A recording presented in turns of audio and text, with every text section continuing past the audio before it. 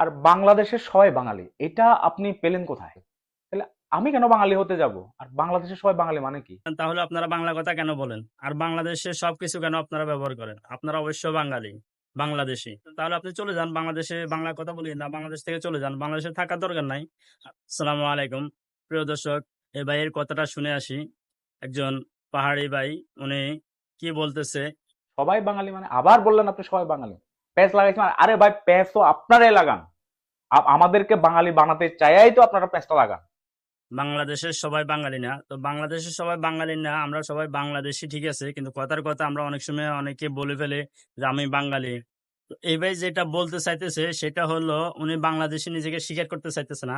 উনি বাংলাদেশে থাকে, বাংলাদেশে বসবাস করে, বাংলা কথা বলে, সবকিছু বাংলাদেশের ব্যবহার করে। এরপরে তিনি নিজেকে বাঙালি দাবি করতেছে না, মানে তাহলে বাংলাদেশে থাকে কেন? আর বাংলা ভাষা বা কথা বলে কেন? আরে ভাই প্যাঁচ তো আপনারাই লাগান। আমাদেরকে বাঙালি বানাতে চাইয়াই তো আপনারা প্যাঁচটা লাগান। পাহাড়ি ভাইয়ে বলতেছে যে আমাদেরকে তোমরা বাঙালি বানাতে চাইয়েই তোমরা পেঁচটা লাগাও। তো তিনি বাংলা কথা বলে, বাংলা এই দেশে বসবাস করে। পাহাড়টা কি চট্টগ্রাম যে উপজাতি অঞ্চলটা, সেটা কি বাংলাদেশের বাইরে? সেটা যদি বাংলাদেশের বাইরে হতো তাহলে আমাদের বাংলাদেশের সেনাবাহিনী, প্রশাসন, সরকার কেন এগুলো দেখাশোনা করে? এটা কি আলাদা কোনো রাষ্ট্র? এটা কি আপনারা বাংলাদেশের বাইরে আলাদা কোনো রাষ্ট্র আপনারা দাবি করতেছেন? যদি আলাদা কোনো রাষ্ট্র দাবি করেন তাহলে আপনারা বাংলা কথা কেন বলেন? আর বাংলাদেশের সবকিছু কেন আপনারা ব্যবহার করেন? আপনারা অবশ্য বাঙালি, বাংলাদেশী। পার্বত্য চট্টগ্রাম সম্পর্কে কথা বলার জন্য যে পরিপক্ক হতে হয় সেটা সম্পর্কে স্টাডি করতে হয়। বাংলাদেশের আদিবাসীদের সম্পর্কে কথা বলতে গেলে যে স্টাডি করতে হয়, সেটা আপনি করেন নাই। ভাই, আপনি যেটা বলছেন বাংলাদেশের যে পাহাড়ি অঞ্চলটা, পার্বত্য চট্টগ্রাম, তাহলে এটা কি বাংলাদেশের বাইরে? এটা নিয়ে কি স্টাডি করবে?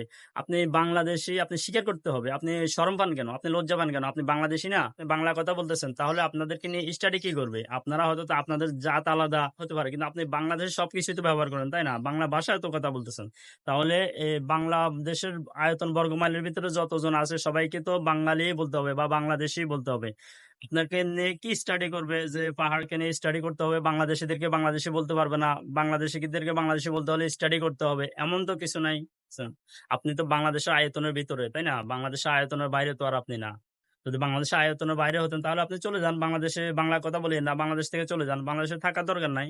আর যদি বাংলাদেশে থাকতে হয় তাহলে আপনাকে বাংলাদেশের আয়তনের ভিতরে থাকতে হবে এবং কি বাংলাদেশের সরকারের আইন কানুন নিয়ম অনুযায়ী আপনাকে চলতে হবে। আমরা কোন সময় বললাম আমাদের নিজস্ব মুদ্রা লাগবে, আমরা নিজস্ব একটা স্বাধীন রাষ্ট্র করতে চাই, দেশ করতে চাই? ভাই, তোমরা আলাদা মুদ্রাও তোমাদের লাগবে না। তোমরা আলাদা রাষ্ট্র চাও না, আলাদাভাবে স্বাধীনও তোমরা চাও না। তাহলে তোমরা বাংলাদেশী মুদ্রাও ব্যবহার করতে পারো। বাংলাদেশের সবকিছু ব্যবহার করো। তাহলে তোমরা নিজেকে বাঙালি দাবি করো না কেন? কি সমস্যা তোমাদের? অবশ্য তোমরা বাংলাদেশী।